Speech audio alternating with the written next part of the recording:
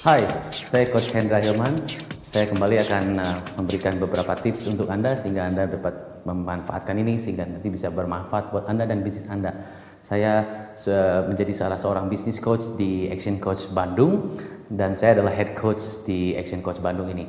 Nah, basically hari ini saya akan sedikit memberikan satu tips bagaimana membuat atau menciptakan satu atau tipsnya apa sih, karena ada beberapa kasus atau beberapa klien saya berkata, "Coach, saya punya karyawan kok tidak solid ya, terus mereka kok tidak termotivasi, lalu juga mereka turnovernya tinggi, baru 2 bulan bekerja di perusahaan saya yang sudah keluar aja ini bukan yang di review, tapi yang mereka mengundurkan diri secara permintaan sendiri, mereka mengundurkan diri secara mereka punya visi yang lain. Itu kenapa ya kok selalu terjadi seperti itu ya? Apakah perusahaan saya yang salah aturan mainnya, ataukah mereka yang tidak cocok dengan lingkungan kerja saya, ataukah bagaimana ya coach? Padahal saya pengen bisnisnya tuh berkembang." Nah, bisa jadi kita juga mengalami hal-hal yang terjadi seperti itu. Nah, basically saya temukan sebetulnya ada 3 hal yang membuat karyawan kita itu bisa bekerja dengan lebih loyal dan mereka bisa bekerjanya lebih solid nantinya. Sebenarnya ada 3 hal. Pertama, karyawan itu harus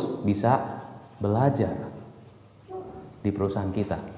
Jadi kita harus menciptakan sesuatu yang membuat mereka belajar terus-menerus. Belajarnya macam-macam, bisa belajar dari suatu pekerjaan yang baru, dari aktivitas yang baru, mungkin dari jenjang karir yang jelas di perusahaan kita, sehingga mereka tahu, saya tuh belajarnya sekarang sebagai, misalnya mereka mau masuk sebagai seorang sales, lalu mereka belajar menjadi seorang supervisor, lalu ada pembelajaran baru menjadi seorang manajer. Jadi pembelajaran ini sangat penting sekali buat tim kita, sehingga mereka akan lebih loyal, akan bisa lebih betah di dalam perusahaan kita. Jadi belajarnya juga bisa jadi tentang training. Kita adakan training yang rutin, kita adakan training yang regular, sehingga mereka ada pembelajaran baru setiap hari, sehingga pekerjaannya tidak monoton itu saja. Menurut saya itu satu. Hal yang kedua adalah mengenai kejelasan. Artinya, sebagai karyawan, mereka perlu jelas sekali, saya tuh pekerjaannya apa sebetulnya, apa yang dinilai oleh perusahaan, apa yang menjadi tolak ukur bagi perusahaan untuk bisa menilai saya sebagai karyawan. Kalau saya sebagai posisi sales, saya diukurnya apa sih?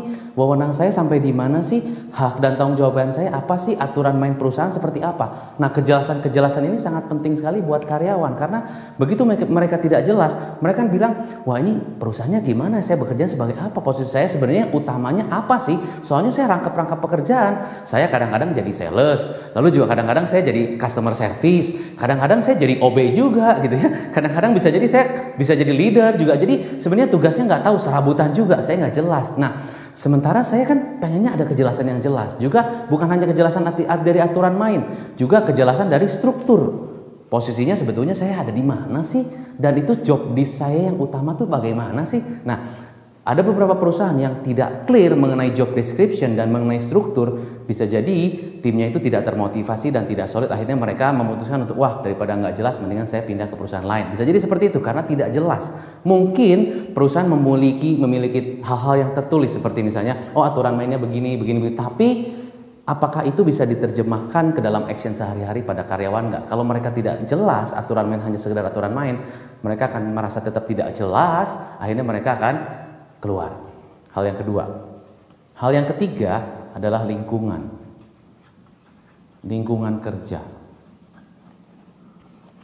Lingkungan kerja juga sangat penting sekali, di mana environment-nya, keadaan sekitarnya, fasilitasnya, juga teman-teman dan sebagainya, itu juga sangat mempengaruhi motivasi dan juga kinerja mereka dalam mereka melakukan pekerjaan. Bisa jadi kalau lingkungannya begitu tidak mendukung, mereka semua teman-teman yang lain ataupun tim yang lain pada cuek-cuek gitu ya.